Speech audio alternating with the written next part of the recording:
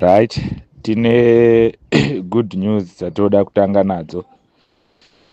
Vari kuita administration yekuronga demonstration yemusi wa8 kuZimbabwean Embassy kuPretoria. Vari kuti mapepa afambirwa, tsamba inofanirwa kuenda kumapurisa, notification yagashirwa. Saka tinoda kutenda Mwari naizvozvo. Then chechipiri, tinoda kuti titsiurane naComrade Mutsvangwa. Comrade Mutsvangwa, how can you come out muchitaura imimi kuti muri kucelebrate kuti Comrade Nyoka Yemabhunu akasungirwa mapepa kuSouth Africa and muri kutarisira kuti vadhipotwe vauye kuZimbabwe vabatire mhosva yekuti vanga vachida kubvisa president pachigaro. Imimi weCIO wamunotuma kumakotsi vari kuuya nedhoketi yemhosva yekuti vakadya mari yemunhu yestendi yavakatengesa kuZimbabwe. Ivo vasina kana stendi yavo yacho, vozotengesa stendi. Then dzanyaya mbiri dzamuri kuedza kubudisa. Hamunyari here kutadza kurwa nevanhu vezera renyu? Vari kuvana Comrade Gezako ndo wezera renyu. Siyai vechidiki varatidze kushushikana kana kuti vataure nehurumende yavo vakasununguka.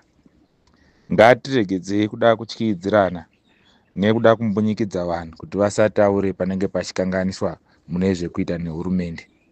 Kungoti Mutsvangwa waita mukwasha wedu kumanyika uko, hatichanyanyi kuda kuti tibate zvakawanda. But imimi saMutsvangwa ndimi makatanga kutaura imimi kuti if you can't deliver you need to surrender power.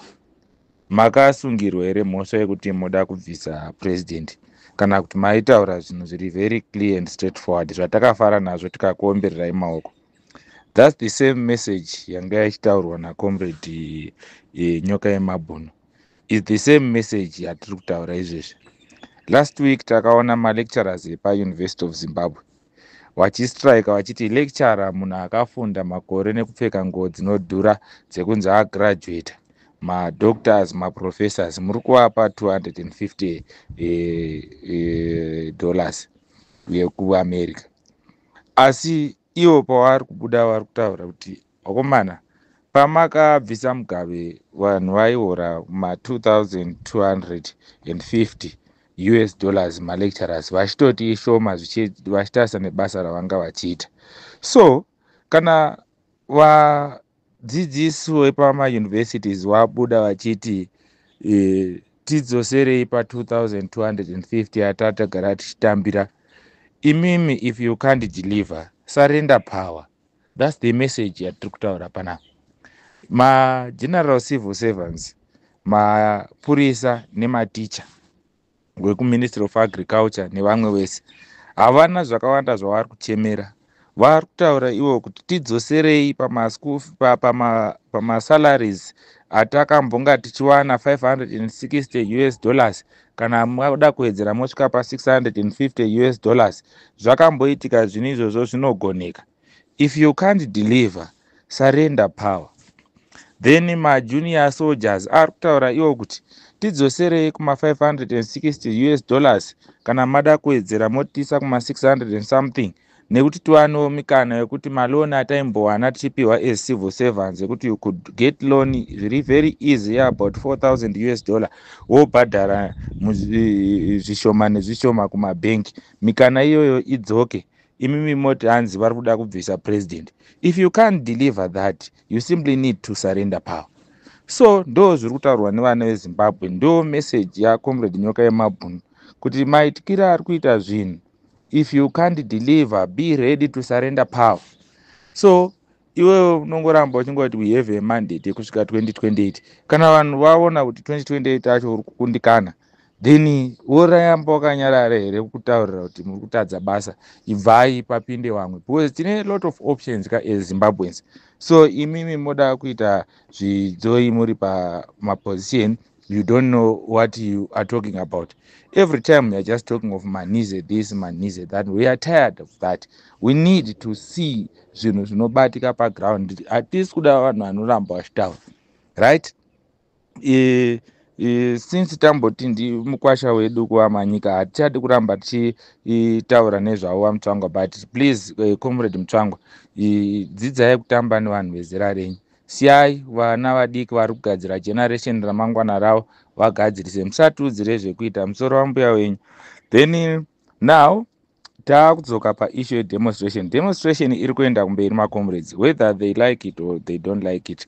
Reason yedemonstration toramba tichidzokorodza kuti we have noted kuti the embassy of Zimbabwe in South Africa iri compromised. They are playing hand in hand nezvigananda vachibika ma-ID documents acomrade Nyoka Yemabhunu to such an extent yekuti pairi kupiwa nema-lawyers to verify the correct papers, they are saying kuti these are wrong papers. Imimi vanhu vekuembasi, imimi comrade Nyoka Yemabhunu akazvarwa 1977, makamuwana kupi imimi? Muda kumuita movete here or what? Please tinyareiwo, let justice prevail. Hakuna munhu ari kutaura zvekuti we want to unseat someone. We are saying whoever can't deliver must surrender power. There are ways dzakawanda dzinotaurwa dzekuti vanhu vasarende power. Paitaurwa neissue yeimpeachment kubva kumovement yeGeza movement, vakataura kuti vanoda kuita impeachment, vanewo dzimwe nzira dzavainadzo. Isisu hatisisu takadaro, takazvitsigira izvozvo. Asi isisu M31 movement tee tichitaura kuti isisuwo tinowo nzira dzatinoda dzekuti change iwepo. Kazhinji isisi tiri kutanga tataura kuti gadzirisai apa, gadzirisai apa, gadzirisai apa nepapa. Handiti tiri kudzidzisana. Ndo zvinotaura M31 movement izvozvo. Hatisati tasvika patime yekuti chibvai, but tiri kuti gadzirisai. First thing chatoda kuona chigadziriswa, kana muri vanhu vanoteerera, ma-lecturers akataura last week kuti please tidzoserei pamasalaries edu, vadzoserei pamasalaries avo. Then the next concerns dzinenge dzichiuya, they need to be listened. Kwete kuvhundutsira vanhu kuti muri kutaurire no. Let's respect each other as fellow Zimbabweans. Generations come, generations go. So musaite unga kunzi muri madhara embeu, hamusi wembeu ba. Your time, you saved your time, it's time to go. So accept kukura, accept age, accept failure. Hazvinyadzisi kuti takundikana. Munobva vari kuti vanozvigona vozvigona. Variko ma-forces akawanda ari kutaura kuti sisi tinogona kurova basa iri zvakanaka. So ngatirespektanei. Kana taakutadza kurespektana, muchienda unoita press statement yekuti takawana no. Isisi vamwe tinozopedzisira tatsamwa nazvo, hatizozvifariri. Tsiurikai mukwasha sesamutsvangwa, ngatiitei hunhu toita discipline, to maintain ma-principles amakataura kuti whoever can't deliver kana ari president wenyika, he must surrender power.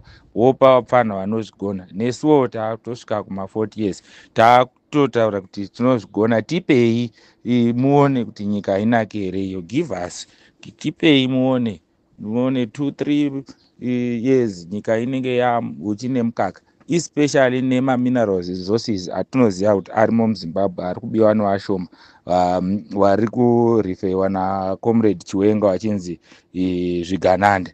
So zvigananda izvozvo tinozviti pasi nazvo. Ngavachireka kuomba vapfire, mweya wekuba, dhimoni rekuba ribude mawari. Kana zvanetsa, tine wezvemweya wakawanda muZimbabwe. Tinoita 3 days of prayer and fasting. Tonamatira dhimoni reumbavha, dhimoni reugananda robuda, nyika yoende kumberi. Kwete kuti sisi tiri kutaura kuti pane dhimoni apa ngaribviswe moti hanzi vada kubvisa hurumende pachigaro nechisimba. Hatipo pakuti toda kubvisa hurumende pachigaro nechisimba. Don't misquote our comrades. Musava misquote vana comrade Nyoka Yemabhunu. Those people, they mean what they are saying. They are representing their generation. You represented your own generation, so don't threaten vana tatenda. So musi wa8 toramba chidzokorodza, tiri kusangana nesu tichanga tiripo. Ngatisanganei macomrades pademonstration yatinenge vanotaura zvavanotaura. Yes, kuti chikunzwai. Musati drag isisi kupinda ma-personal fights enyu. muchiti vana komresaro vakavazoti vana Gambakwe vakadai vana Gambakwe vanhu vari kushanda kuspreada message yavo. The way they present it, kana vaipresenta differently from the accurate points dzinenge dziripo, it's their issue of presentation. Credibility inoluza ndeyavo. Hatina patakavaataka isisi, tiri kuti message yavari kuramba vachispreada ngaiende, because he is alerting vana veZimbabwe kuti tikurumidze kuziva zvinhu zvinenge zvichiitika. The only thing chiripo ndecheti we don't have contacts with them kuti tinge tichivapa the correct information, but the bits and pieces which they get, they are serving a purpose in terms of publicity. Hatina kuvataka vanhu vakadaro. Vatakataura nezvavo tichiti pasinawo mazita takapai, so ivavavo tinoramba tichiti pasinawo. Pamberi nekubatana, pamberi nerevolution, pamberi nemarch yemusi wa8 tatenda Zimbabwe muswere munyasha.